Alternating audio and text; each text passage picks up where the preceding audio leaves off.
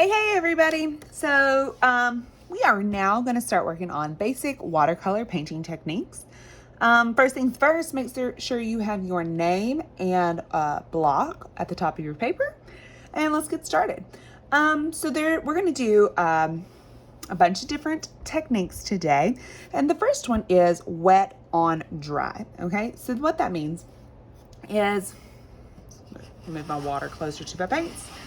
Wet on dry is when you put wet paint on dry paper, okay? So that means I'm going to make sure your paintbrush is good and cleaned out first. Then pick a color, mix it up pretty good. And then you're just gonna start by adding that color to your square. This is called wet on dry. Wet paint on dry paper. All right, clean your paintbrush out really well, always. Let's see, was that a second color in there?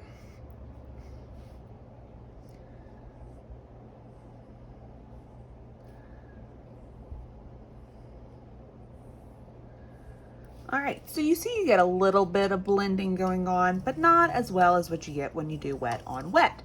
So wet on wet is when you start by painting your square with water. And then using whatever color paint you decide,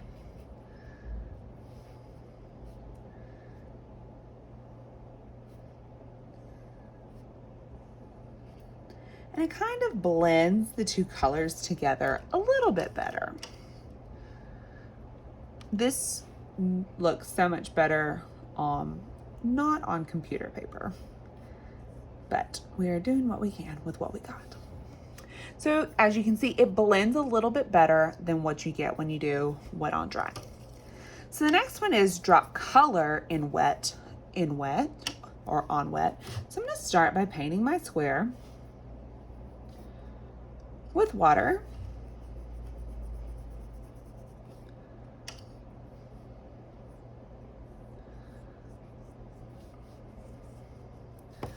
And then I'm going to pick a color, and I'm just gonna start by, see how it disperses?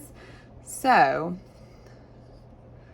I'm gonna put some blue dots in there. So I'm dropping paint.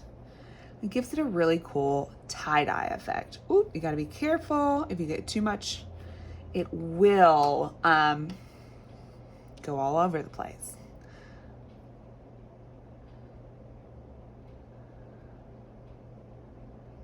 This is a really neat blending effect. So that's when you drop color doing wet and wet. Okay, the next one is called dry brushing. So you want to get all the water out of your paintbrush, and you want to pick a color, and you don't want a lot of paint, but this is called dry brushing. When you don't have a lot of color or paint in your brush, or water in your brush, it creates a really cool texture effect.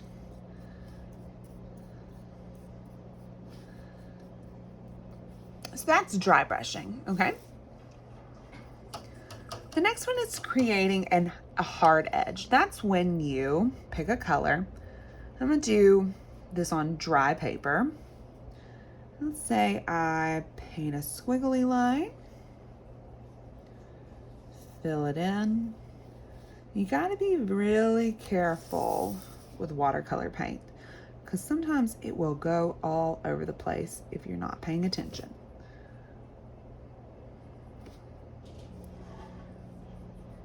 So typically I would let that dry a little bit before I put any paint beside it.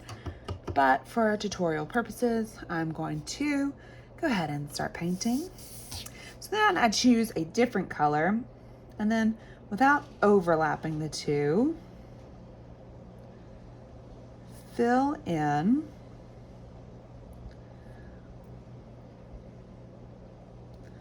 with a new color And then I'm just gonna fill in the rest.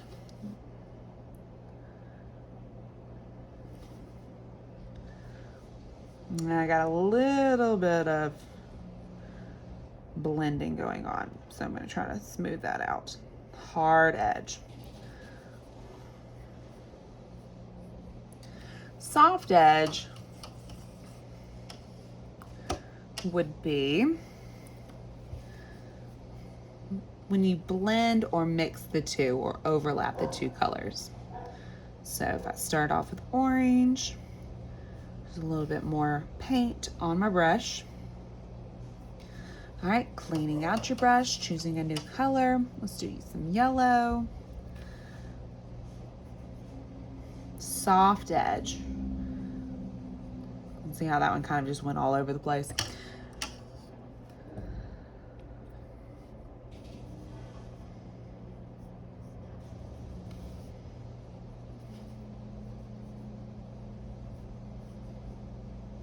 All right, so blotting. All right, so blotting is when, let's see, you put down one color,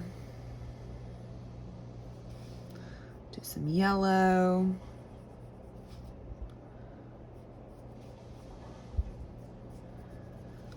then clean your paintbrush out, of course, pick a different color, add some different colors in there, then take a paper towel and kind of blot up some of that extra water and paint, and it gets this really cool texture effect.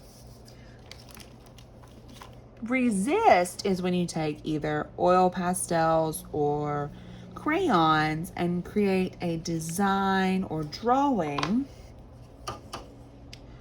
and then choosing a color, go over, I'm gonna need some more water on that purple. Going over your design, and it should not cover it up. Sometimes if you have too much paint versus too much water, it will cover it up. But for the most part, it should not. So moving that around.